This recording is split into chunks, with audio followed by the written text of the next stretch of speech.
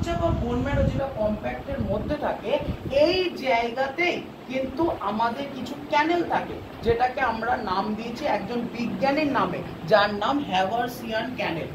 হ্যাভারসিয়ান কিন্তু একজন বিজ্ঞানীর নাম, যিনি আর কি এই জিনিসটা দেখিয়েছিল, তাই তার নাম দেওয়া হয় হ্যাভারসিয়ান ক্যানেল। তাহলে আমার প্রথম জিনিস হলো বোন ম্যারো কার মধ্যে থাকে, দ্যাট ইজ কম্প্যাক্ট। আমার আরেকটা কথা বল ভাই, এখানে যে দুটো রয়েছে না কার্টিলেজ আছে, তো এই কার্টিলেজের কাজ কি? এমনি কি দিয়ে দিল শরীরের উপর? বল, মাথায় রাখবি আমরা চলাফেরা যা কিছু করি হাড়ে হাড়ে ঘর্ষণ হয় তো, হ্যাঁ, তা ঘর্ষণ হলে তো ভাই ব্যথা হবে, ক্ষয়ে যাওয়ার চান্স থাকে। ওটা ক্ষয়ে যাওয়াটা একটু পরে আসবো, মা অত দূর যাবো না, আগে আস্তে আস্তে উঠি, ঠিক আছে?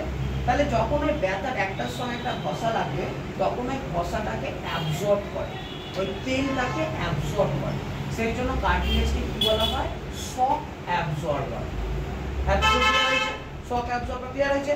এরপর ভালো করে বোঝ, এই যে দুটো হাড়, এই দুটো হাড়ের মাঝে যে গ্যাপটা থাকে না, সেই গ্যাপটাকে বলা হয় সাইনোভিয়াল স্পেস। Synovial space. আর এই সাইনোভিয়াল স্পেসের এখানে কিছু লিকুইড থাকে, যে লিকুইডগুলোকে আমরা কি বলবো? Synovial fluid. এই যে আঙুল ফাটাচ্ছে, ফাটে তো আঙুল কেন ফাটে বলো মা, কেন ফাটে? ইচ্ছা ফাটিয়ে দিচ্ছি না কালীপটকা ফাটিয়ে দিচ্ছি, কেন ফাটে? ফ্লুইড, বল বল বল। বাতাস থাকে, বাতাস থাকে, বল, বাবল ক্রিয়েট হয়। সেই জন্য ওই সাইনোভিয়াল ফ্লুইডে যখন বাবল ক্রিয়েট হয়, আমরা যে মারছি তখন সঙ্গে সঙ্গে আওয়াজটা আসছে।